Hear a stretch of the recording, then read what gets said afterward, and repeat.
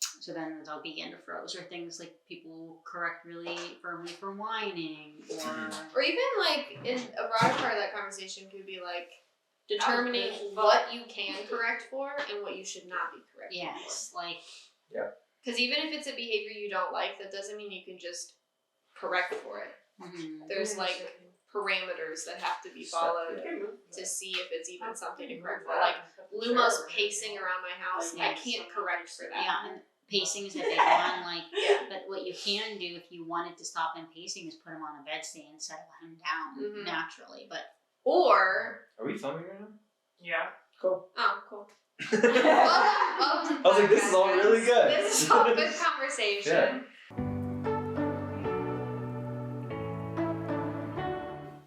But even like using a bed stay in that instance, I don't know that a bed stay, at least in my experience, would fix the neuroses that causes pacing. Yes. You know what I mean? Like I could put him on a bed stay, yes. And he would stop pacing.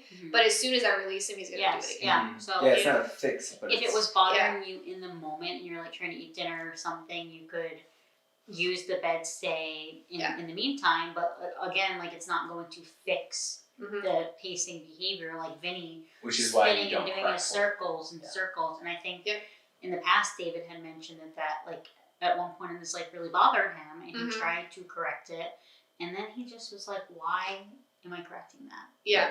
And Vinny just does his circles. Yeah. There's to a certain extent you have to allow the dog to be themselves, and I think that was a big breakthrough, I think, even for you and Sunday. Yes. I think your relationship with her, like, I actively saw it, like, blossom, and you enjoy her a lot more once you were like, she's a beagle. Yes. Yeah. I'm just gonna let her be herself, within reason. Yes. You know what I mean? But, like, just, like, inherent traits of the dog, actively making the choice to not let it bother you. Yeah, like the sniffing, or, like, it was in a trainer's club that I brought that up. And it was like, it bothers me so much that she like sniffs around all the time. This was a year or so ago. And that she was constantly food seeking. And you guys were like, why does that bother you? And I was like, because I feel like in my head, an obedient dog should be more engaged with me than their environment. And I think David was like, well, can she come when she's called? And I was like, yeah. He's like, well, can she listen to other commands? And I was like, yeah. And he's like, so if you want her in a heel, you can enforce that, but like you're never really gonna get rid of that sniffing behavior. Yeah, and if you, again, hypothetically, were to correct sniffing, that's such an obscure, like, general behavior that there's no way that she would understand why that's happening. No, she would just feel the correction and be like, what's happening? Yeah. And that would do more damage to her overall training. And the relationship you have with her. Like, corrections are only effective and can only be used if it is clear to the dog how to avoid the correction then moving forward. And that's how we keep training humane and fair, and having the dog have a good understanding is through correcting things that actually need corrected, and not just correcting things that bother us that are just not clear enough, like the sniffing, the spinning,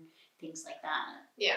Now I do correct for maybe not exactly the sniffing, but the extent of sniffing, like if you're walking on a heel command or something like that. That's a little And different. like so it's like, but I think that's where like a lot of people get confused too. Right. But so it's like people get confused with that because sometimes I'm like, well, you got to correct for that, and then I'm like, well, don't correct for the sniffing, and I think that kind of confuses a lot of people sometimes too. Yeah, if they're an active command, like you were saying, like I'm expecting my dog's focus to be on me. We are not engaging with the environment when I say come, and I'm enforcing that. Right. But when I do get that the dog just feel free to go and smell. Yeah. So we're adding the sniff time, but it's not about the dog deciding. And even when walking, I'm fine with like a sniff here, sniff there, as long as you're meeting the criteria. That's the difference. It's like you said, you're in a command. So meet the criteria, and I don't really care, right? As long as you're meeting that criteria, and as long as like if I take that right turn, you're gonna fix yourself and get right there too. But it's like when you're in a command and you're sniffing, you go off to the tree lawn or whatever, go to the tree, and you're like blowing that command off. that's where Yeah. you're getting the correction because you're breaking the command, not because you're necessarily sniffing. Yeah, and I think it's good to clarify, like, my issues were with Sunday were in the facility or in my house. And like her natural behavior of a beagle is just to smell and kind of hunt for food. So she would just go around the facility Which she's looking, very good at. yes, looking for kibbles. But the specific behavior of her smelling and walking around the room wasn't correction worthy. Yeah. Is what we're saying to clarify. It's different than sniffing on a walk and breaking. Yeah, because again, in that situation, hypothetically, we've taught the expectation on a walk. And so by giving a correction, yes, the mistake was made because the dog was sniffing, but again, it wasn't the sniffing that's the problem. It's that you chose to break the command that's the issue. And when you correct, it's fine because then moving forward, they understand how to avoid that correction. I can sniff, I just can't dart off to the side or whatever the parameters are that you set.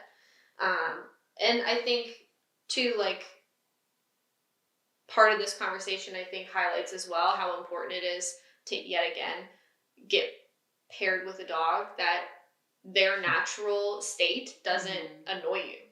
You know what I mean? It's like, oh, absolutely. We were talking about this with me and Lumos the other day. Is like, you made a joke, but honestly, it's true that like most people you've seen that own Dutch Shepherds or Malinois are like constantly miserable, and it's like we are, but like for whatever reason we love that. So it's like, and I was talking to Kayla about it earlier, and I was like, I don't know how all of my days are filled with so much unhappiness due to Lumos, but like overall I love him so much in my life with him so much, but like he's so annoying to me at times.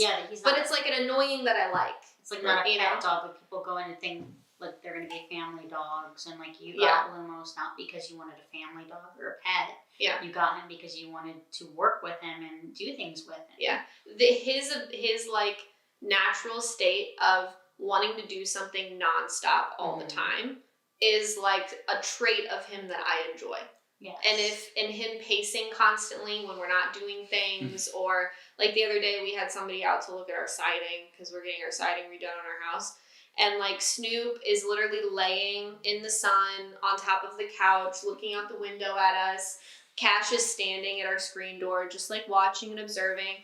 And in the background, Lumos is just pacing around like my house, just doing this, like on a mission pacing, not just leisure. He's like on a mission. I'm going. I don't know what to do with and it's like you could look at that and be like, oh, that's so annoying. Like you can't ever relax. And it's like, I'm never gonna make him, like, you can't make him relax. Like it's just his natural state. That's another good point, is that people feel like that you can train a dog to not be anxious or train a dog to have a different mindset, and while you can work on their anxiety and help their anxiety be better, you cannot physically train a dog completely like to happiness or sadness. Or, there's a balance. Like, yes, could somebody acquire a Lumos and do everything wrong, and his like neuroses and like the little weird tics about him be infinitely worse? 100%. So it's like, yes, there is a certain degree of like when I'm working with him and raising him and doing his training that like I'm trying to teach the ability to be calmer in certain situations and like relax to a certain degree, but like ultimately you can't expect the same level of natural state from a Dutch Shepherd as you could like a Golden Retriever. You're never going to make it that. So like if you get a dog and assume that you can, and I think that's where like some people get stuck into correcting for a lot of things that they shouldn't be, is because they're trying to force their dog to be a completely different type of dog. You know, like correcting for the pacing or just different behaviors like that you just are unclear. Like the one thing that comes to mind is that German Shorthair Pointer that's all over TikTok, and like how ridiculous. She popped up again on my. She did too, and she's like, "We're taking a break." I saw that exact video. She's like, "We're doing nothing." Yes. And like, if your training burns you out to the point where then you do nothing, probably not the best training And plan. like as somebody that is very Welcome familiar with Thank you. German short hair pointers, like I think I made a joke once. I was like, if you have a German short hair pointer and it doesn't bring you to tears at some point, do you even have a German short hair pointer? Yes. They're neurotic. They're crazy. They need to Yeah. work. And people get these working line dogs or these working breeds and take them into like Ohio, Cleveland, Ohio, and then they're like, why are they so bad? Yeah. They're so pimped up and There's zooming and everything. There's this girl that's like pretty well known on TikTok that has a German Shepherd that she's done some protection work with, but she got like a KNPV Dutch Shepherd, and those dogs are fucking insane. Like absolutely insane lines. And she got them specifically to do like PSA, and a lot of times, again, like we mentioned before, like they don't do any obedience, they don't do any structure work with those dogs until they hit a certain point in their protection work, because they want the unfettered, wild, pure, natural instinct. So she'll like be posting videos, and it's like people will look at the dog doing certain things. Like she did like barn hunt just for fun. Was just like, oh, my friend does it, we'll see what my dogs do. And her Dutch, absolutely wild, like jumping up on things and knocking over the walls of the stuff, like flipping over hay bales. He like got to where the container was with like the animal in it, and she like walked over and like grabbed him really fast, because she was like, as he gets a hold of that, like it's the end. It's the end.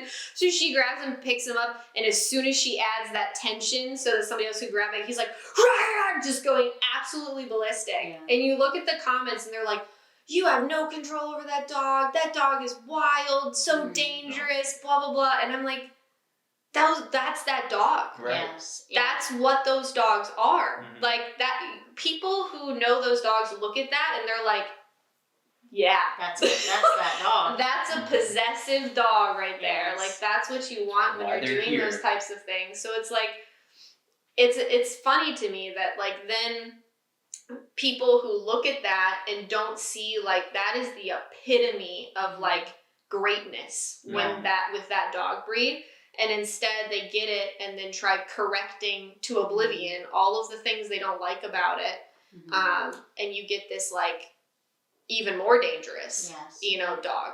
And it's like a sad existence to live. Yes. And, like, similarly to if you're ever watching like Cops or like whatever it's called now, Live PD, and you're realizing that the K9s come out and the dogs are like jacked and they're barking and the police are like holding them and can barely hold on, and you could look at that and be like, that dog has no training. I'm like, wait until the assailant is running away and then see if that dog has no training, because those dogs are like, I'm gonna fucking bite you. And they're beside themselves because that's what they're trained for, and to squander that through expecting them to hold it down, stay, or turn that off, that's not going to be effective. Well, and part of the use of a canine is to deter potential further issues. Like, you get the dog out and it looks like that, so the suspect's like, my bad. You know what I mean? Like, they don't want to get chased and bit by a dog. You want the dog to want to. You want the dog to look scary so that you can avoid the issues. Like, yes, there are some cop dogs that their training could be better. Yes, and it can be very sloppy training. And a lot of it is the handlers are not trained well. It's more the fault of the owner. Yeah, the handlers are not trained well, stuff like that. So there's definitely some cases where it's like, you can't out the dog, like what, so there's definitely cases where they're not great, but I agree with you that people could look at it and be like, that dog is untrained, but in reality, that's the whole purpose of them, is to look like that, and to be wild.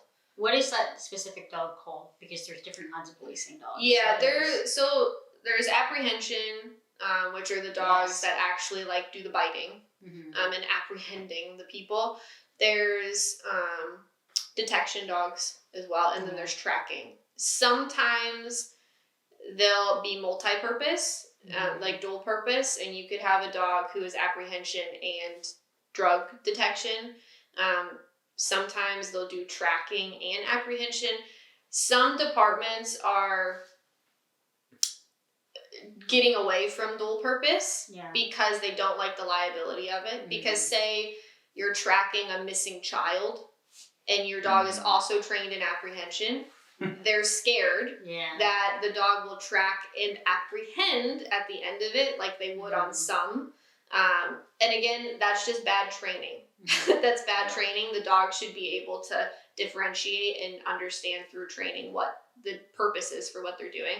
So it depends. So some of them are just, a lot of times now they're moving away from using the pointy-eared breeds to the floppy-eared breeds for like detection and like tracking, so it's a little safer.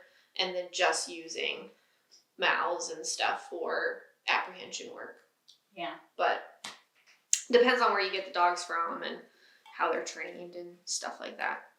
But yeah, typically if they're trained well, they can be dual purpose and kind of do all the things.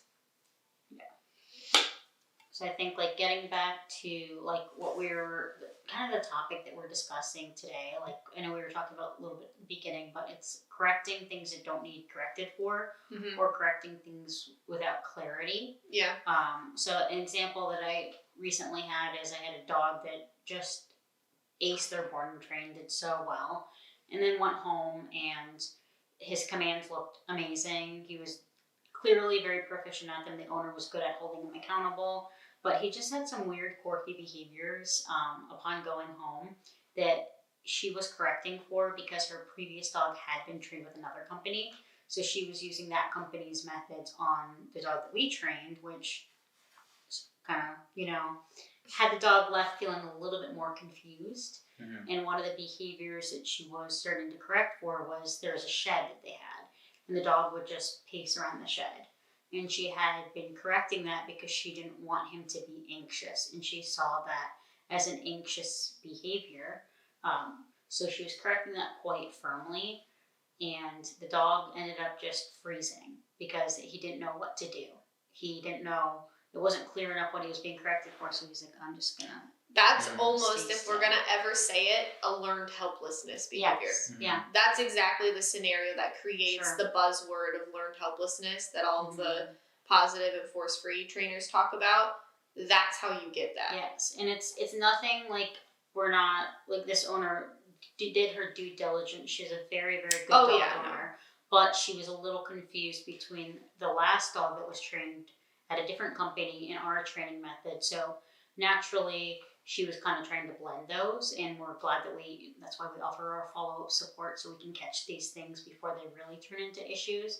But it was a wonderful follow-up because we just spent the time discussing all of these things, and she was like, oh my God, I didn't even realize. And another one of his behaviors is he would hide under their porch. Like if he felt, she also had a boarding kennel, so in and out, I think the dog would get overstimulated and go underneath her porch. And she had been correcting him for going underneath the porch. But I said, when you call him to come, does he come out from under the porch? And she's like, yeah, he comes right to me. And I was like, so if we're correcting him, like, I guess, like, would you guys correct the hiding? Would you correct the act of going under the porch? If it's dangerous, that's maybe. But even then, like, it's hard because it's like, a burrowing behavior is such a natural thing to do. Yeah. And, so it's like, there's nothing. Yeah, like it would be hard. Like if it was a dangerous behavior, I would either correct or just put fencing there so that the dog couldn't do it at all, wasn't capable of doing it. Yeah, so my solutions to her was I wanted her to only correct for non-compliance of asking him to come in because his dog was very proficient and knew what she was asking him to do, and she was able to enforce that. And then additionally, I said, if you really do not want him under the porch, instead of correcting him, because I didn't feel that was clear enough, I said you could put a long line on him and try to physically stop the reinforcement of going under the porch. But she also... Or like potentially correcting right as he's about to do it, but you would need a long line to then pull him back so that he understands the correction means get away from it rather than go further underneath of it type of thing.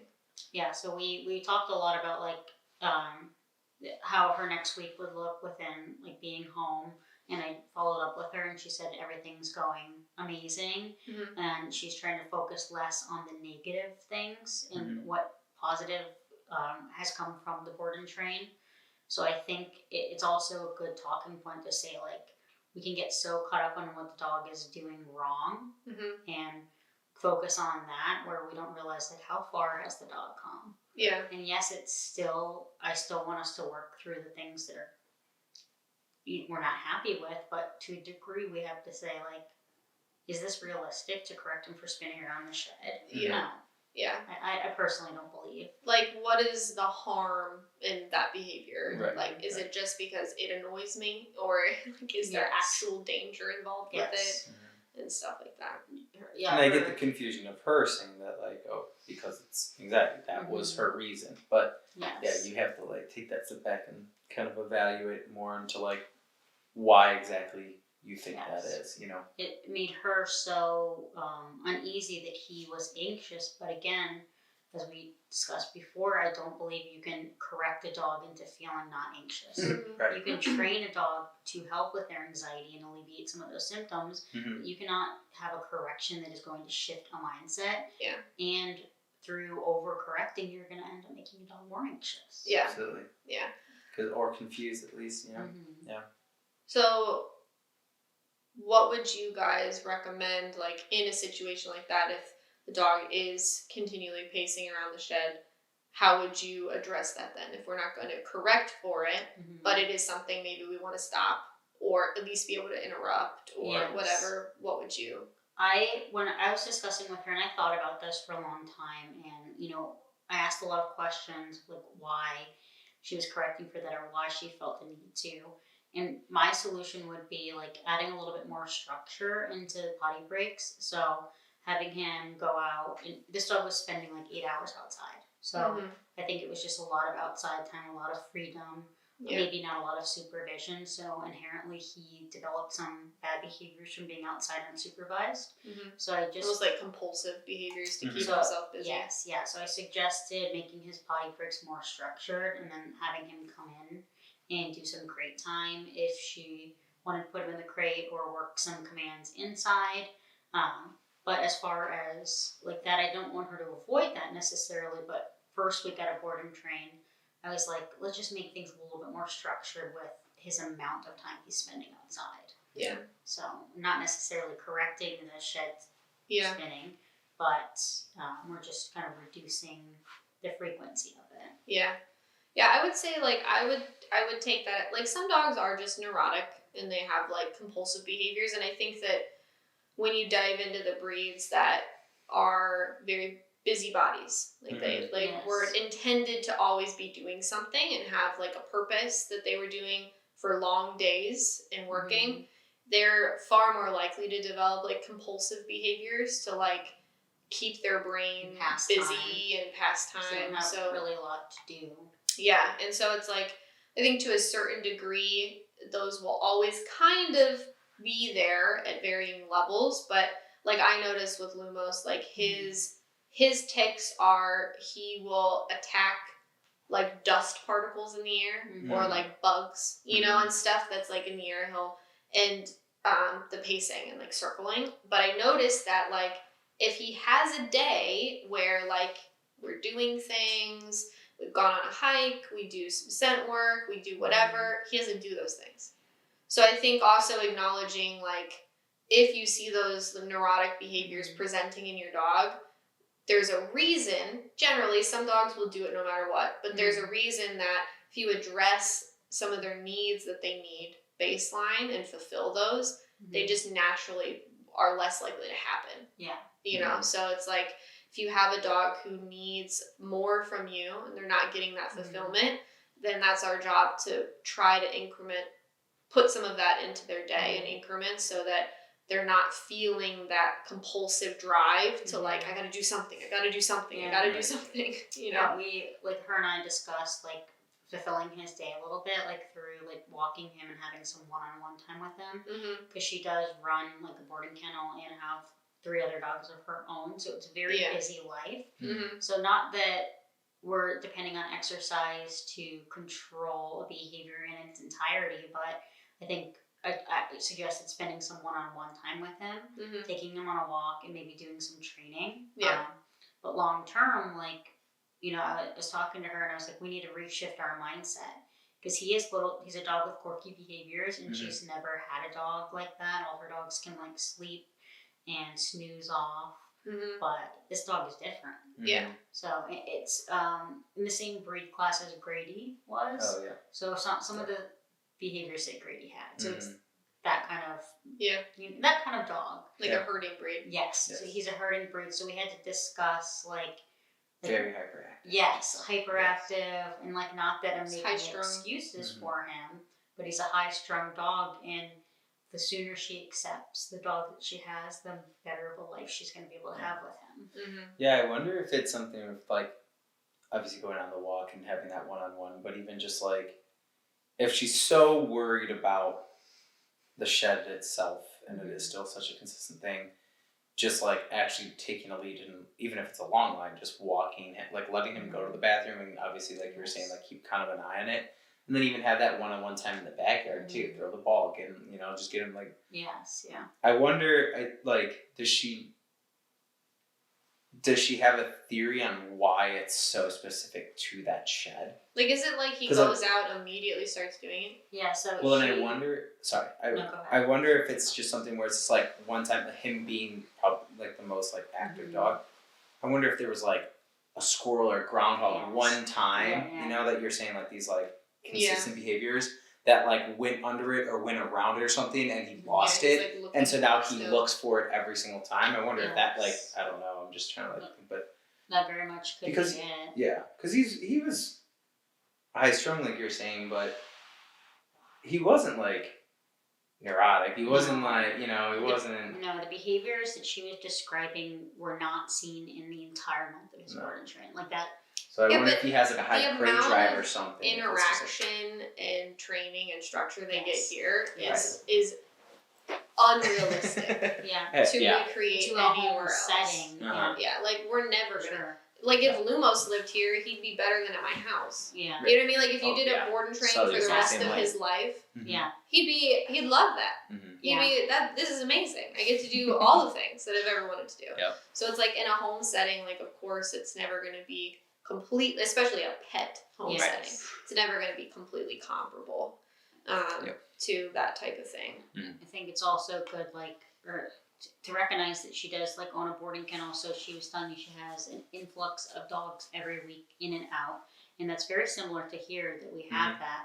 But she's very clearly experienced with dogs. But I wonder if the constant change of temperament, because this dog was able to interact with any of the boarding dogs at any given time, free access. So she didn't kind of create the structure at her place. Yes, at her space. Where if the boarding dogs were out, this dog was out with them. So I wonder if the dog was getting overstimulated or overwhelmed, and that's why we saw the hiding under the porch behavior, or just kind of always knowing that there's dogs to play with. So the mindset was like, let's spin around the strip. I was going to say, it could be almost the opposite of what we've been saying, and the dog was being constantly overstimulated and never given the room to learn how to like have an off switch, and I think that's like a buzzword. I don't really like the whole off switch thing because I think it's silly, but like, because I never will truly have an off switch. I think the people that have really high intensity breeds and brag about how, you can train an off switch, I did with my dog, you probably just got a little lucky, okay? You got a little lucky that your dog can do it perfectly, and just settles in the house really well. But that could be it too, where it's like, because you do, with high intensity breeds, you have to intentionally work on doing nothing. Yes. And making that a priority. And like you said, like the reason we're able to have so much success with the dogs here is how structured things are, and that it is a change of environment, a change of pace, and there is no room for that dog to perform those behaviors because we're going to get on that immediately, and they have that focus of the trainer, but realistically it's no fault of the owners. It's not like they're purposely trying to have these behaviors come back out, but naturally when the dog goes home, these behaviors are going to resurface, and that's why it's so important to offer like follow-up support and talk through these things and be like, all right, so we came up with a solution. I want you to try this. I'll check in with you in a couple days. Yeah. So like always be problem solving with your clients and seeing what's working and reframe some and stuff. that's why I brought up like the animal or whatever, and like, oh yeah, it's just like as an option of just like, well, maybe that was one thing, especially if he is out there for so long without her. Yes. It's like impossible to know, for sure. But he's almost treated as a farm dog. I think she has like several acres, and he previously had just complete freedom of the yard. Not that she has a lot of experience with dogs, but I think it was just too much freedom. Yeah. And he probably felt a little insecure, especially coming from the board and train where he had so much structure. Not that she wasn't implementing that structure, but it was just different. Yeah. So he could feel a little bit insecure in that transition. So. Yeah. That makes sense. Yeah. It's such a weird. It's a hard balance. That's why that there's certain dog breeds that like people label as like probably not great for novice owners. And this is completely separate from that situation because again, you said she has a decent amount of experience with dogs, but because the balance is so tight of like, because there's so much rhetoric of like, and I think this is what that GSP owner ran into was like, she got this dog, it was her first dog, she says that, and then she bought into the propaganda of like tons of enrichment, tons of this, tons of that, tons of this, and exercise and mental stimulation and training and blah, blah, blah, blah, blah, nonstop because that's what these dogs need. And you create, again, that iPad kid mentality where, like, they need the next thing and the next thing and the next thing. And you're like, I guess that's just what they need. And so you keep doing it. And you create a monster that can't self-regulate. Like, their nervous system is just unable to regulate. And so it's like, but if somebody has more experience with those types of dogs, they see it as like, okay, I need to fulfill you by, yes, you have a higher need than maybe an average dog. So we're going to do training and we're going to do exercise and we're going to do X, Y, and Z. But then I'm going to intentionally work on actually teaching you how to regulate yourself a little bit better, how to relax and turn it off a little bit. So that you can create just a healthier mindset in the dog and not a dog that is constantly go, go, go, go, go all the time. And teaching relaxation, like I do believe that is a skill that you can teach, but that doesn't happen in one session. Oh, no. That happens over creating the habit of like turning you off for a little bit where you go on your bed and there's no bone. Yeah. There is no lick mat. There is no enrichment. You're just on your bed or you're just in your crate and you have to kind of sit with yourself. And chill out. Yeah, it's because I think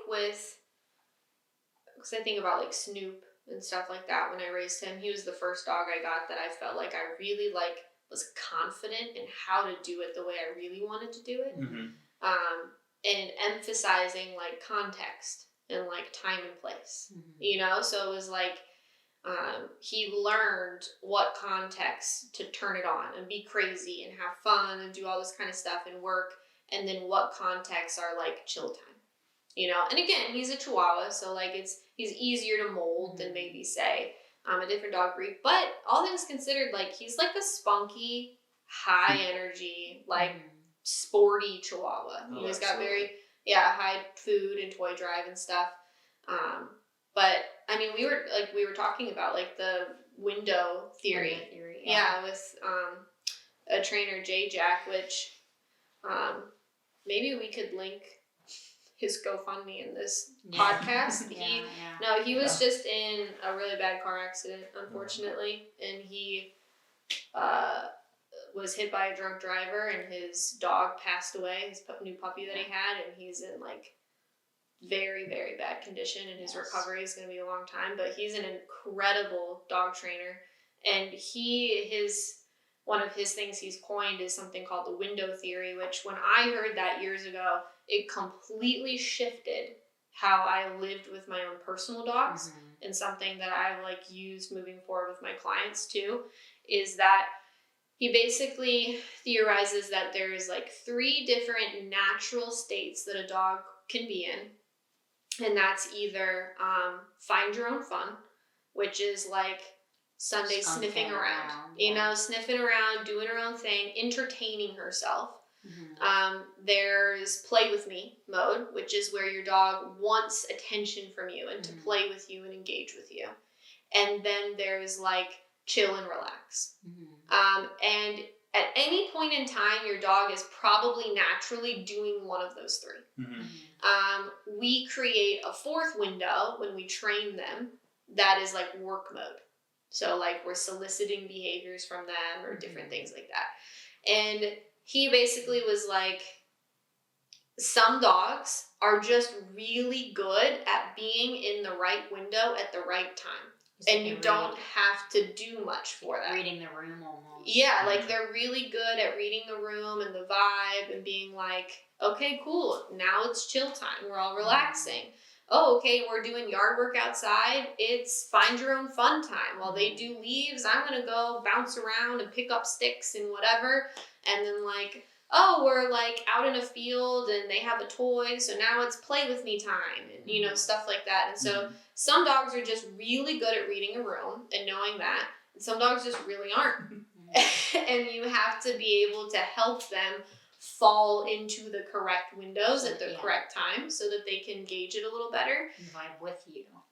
And that changed a lot of what I did with Lumos.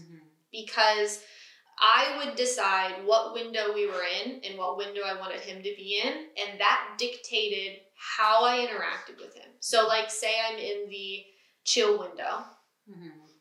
I want him to chill, so if I want that, I'm going to try to pinpoint specific behaviors that I don't like, that maybe I want to correct for, that will create the boundaries for him to recognize your option is to chill.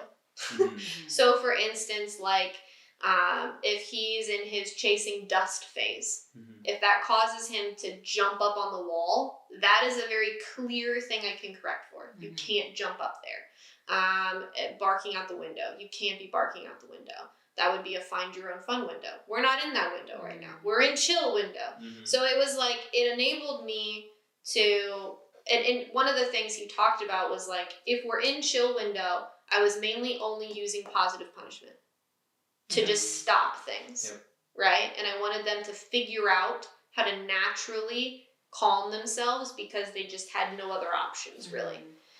Again, making sure that with clarity, you're setting those boundaries and stuff like that. So I just thought that was an interesting thing to bring up. I think it falls into the topic a little bit of if you start looking kind of at your dog through those lenses of like, what window are they in and what window do I want them to be in? And what are some things I can do to help them transition into that window? That like was so helpful for me with my own personal dogs as a way to live. That's a good way to think about it. Yeah. I said like, it was kind of funny because you sent me that video and I was watching it on my couch. Watching and then he was like, well, unless there's something neurologically wrong with the dog and Spork's over there. He's like, and I was like, I know which one is Spork. Yeah, right. Still, I can expect Spork to be able to, yes. Because Spork's attacking his own foot. Yes, and he's like, his foot's there and he's like, and I'm just sitting there watching him like, damn. There's a couple screws loose, but yes, I could get what I wanted from Spork, but my mindset with Spork is like, if it's not bothering me, why do I care? He's only attacking his own foot. Yeah. Yes. God bless him. He's only staring at the same spot. He's only ever hurting himself. Right. Yeah. So. Yep. Yes. I don't know what goes on up there, you know, but... Except that little monkey hitting the symbols. Yes. Oh, man. I love Spork.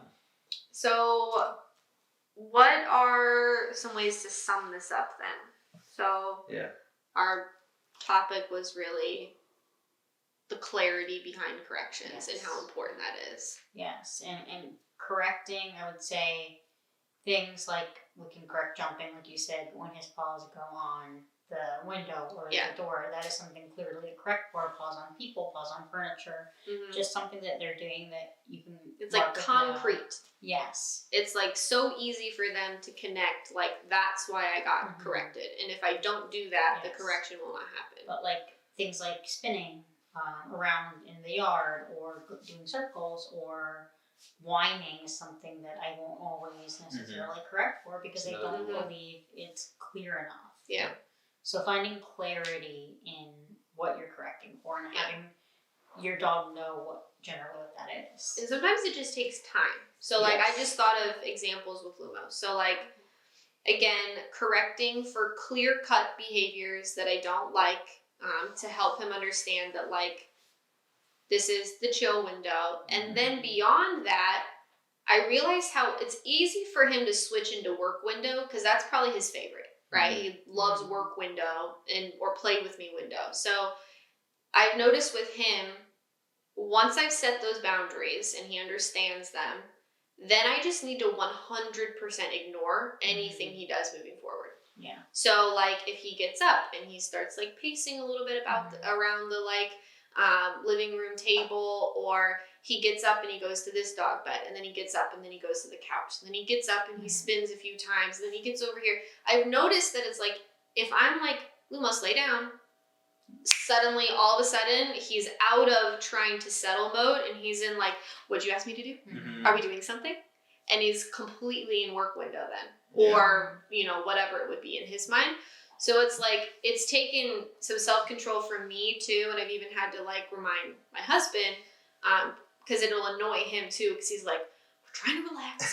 Up and moving and moving and moving. And I'm like, don't say anything, because he eventually does settle. Right. And then he falls asleep and he just hangs out for the night. But it's like the more we micromanage him in those settings, the more he's like, oh, we're doing something. Yes. You told me, you looked at me, you breathed in my direction. It's like yesterday when we were at the restaurant and Winnie was like pawing me and like moving. If I had been like, what do you want, sweetie? She would have been like, got it. That's what I wanted. And it's they're kind of like treating us like, you know, they're getting what they want out of us. Positive reinforcement. Like a button dog, and they push us. Well, and she was in the play with me window, and you wanted her to be in the chill window. So we have to work on that. You know?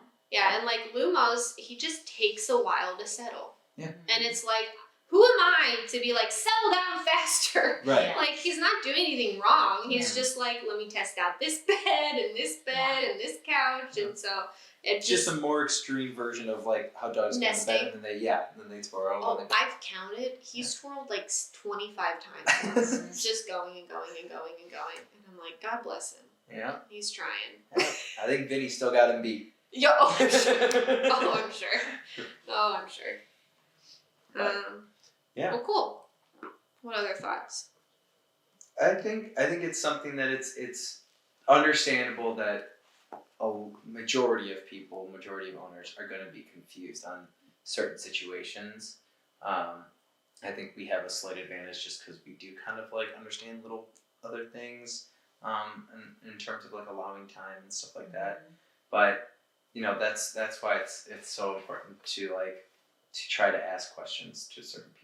You know, like if you don't know, I mean, even we like ask questions to each other about certain situations and stuff. You know, to get clarification. So I don't know. That's something that I always try to highlight is, you know, ask the questions. If it's something that you're correcting and it's not working, something's wrong, right? And so it's something like we need to you need to try to do yourself a favor, do your dog a favor, and try to clarify exactly what's going on, right? Because it might be something that you can correct for, but you're just not going about it the right way, right? Or it might not be something that you really have to correct for, and so it's just like you're going about it the wrong way, you know? Or you're not being consistent with correcting for, and then it leads the dog to be feeling more confused. So I think the bottom line is it's important to have that follow-up support and have it rely on your trainer.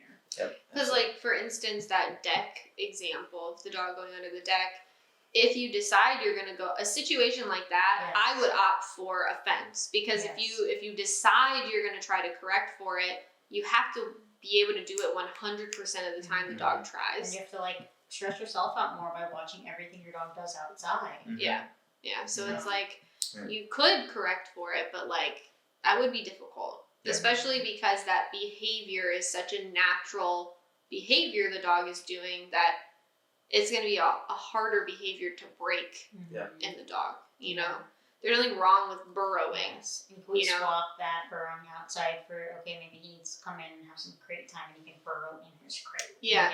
Maybe he needs a dog house outside. Yeah, I was going to say, literally you know have what something I mean? outside and see if that was, that's. Yeah, so it's like trying to look at those things. Because when you, again, I think it's probably a common critique of balance training is that like we just correct everything. You know what I mean? And it's like, that's not true. Like we believe in corrections and we believe they work very well, but we're very picky about when we correct, what we correct, how we correct. Because again, a correction, and I say this to all of my clients once we start using them, whether it's for obedience or nuisance behaviors, it should always create more clarity and never confusion. You know, if you're correcting for things and your dog looks progressively more confused, we're doing something wrong and we need to reevaluate what's happening.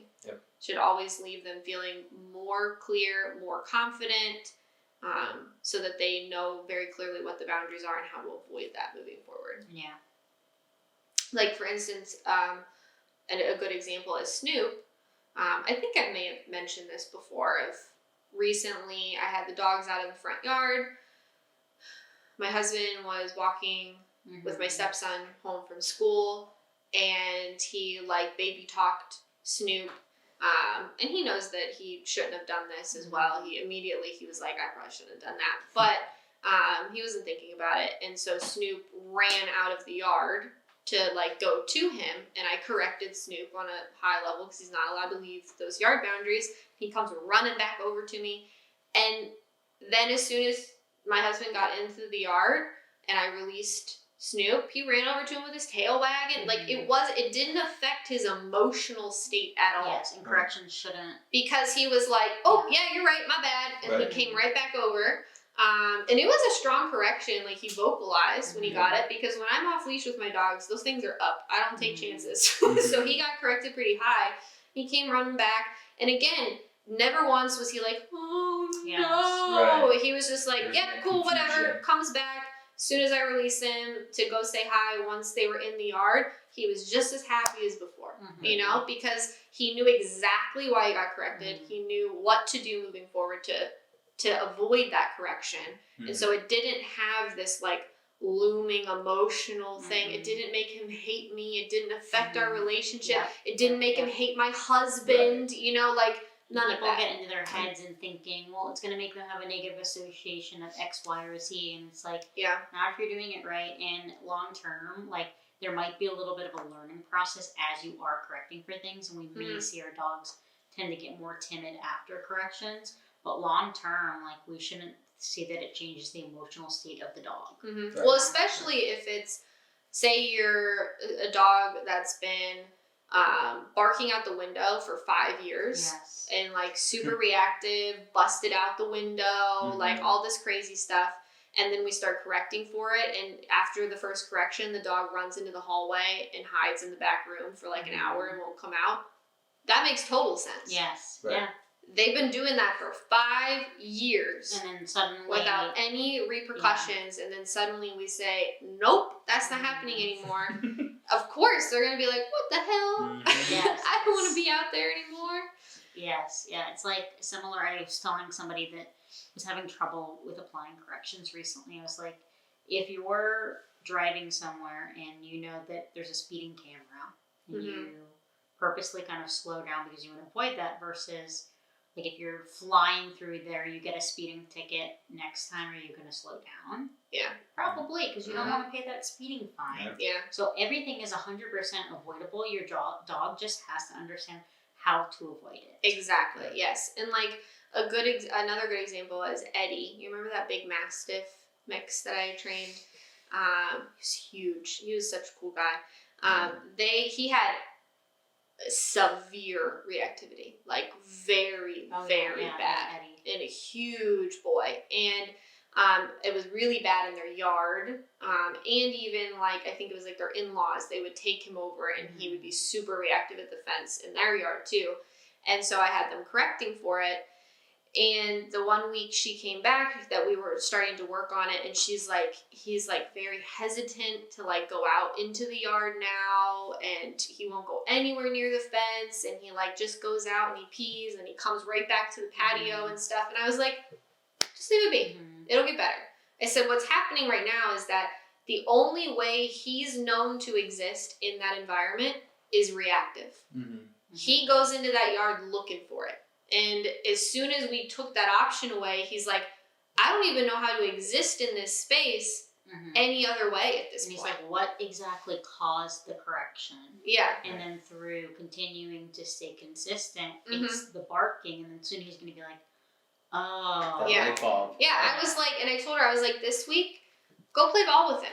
Go to that yard, play ball with him, put a leash on him, walk him around the yard, do all that kind of stuff. I said, if he happens to react, correct him for it. Right. I said, but show him that like you can be in this space. You can do all of these things. Yeah.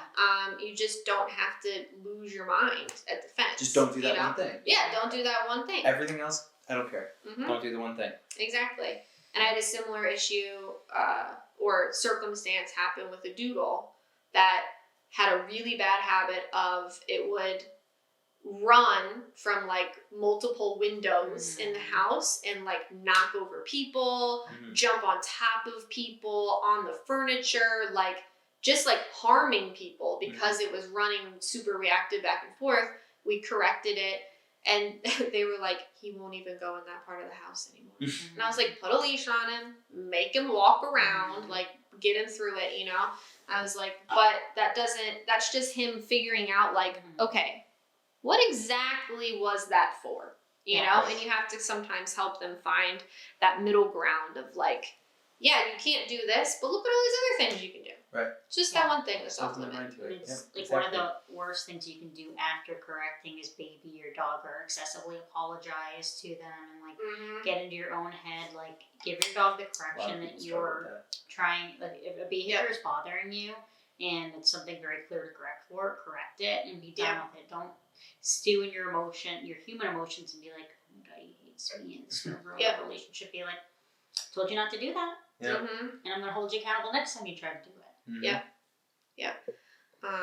Which is funny because 2 big name trainers recently seen post completely opposite views on that. One of them said the worst thing you can do is follow positive punishment with positive reinforcement. And then the other one was like, oh, anytime I have to correct a dog, I always make sure we have like a moment afterwards where we can like, you know, repair the relationship and make sure that, you know, we're still good and that they know it wasn't personal. I'm like, that's not how it works. Like that's confusing. Yeah. It's like you're being firm on me, but now you're giving me affection. Like, what do you want from me? Exactly. Like, to me, if you want the correction to not be emotion-based and to not be personal, then make it impersonal by keeping the situation impersonal. Don't then go into like a very emotional state. Think about like as a child, most people can think of a dependable adult in their lives. And although that adult set structure and rules, that's the adult you went to when something was wrong. You didn't go to fun Uncle James who had birthday parties for you at Chuck E. Cheese because you knew that Uncle James couldn't handle your emotions.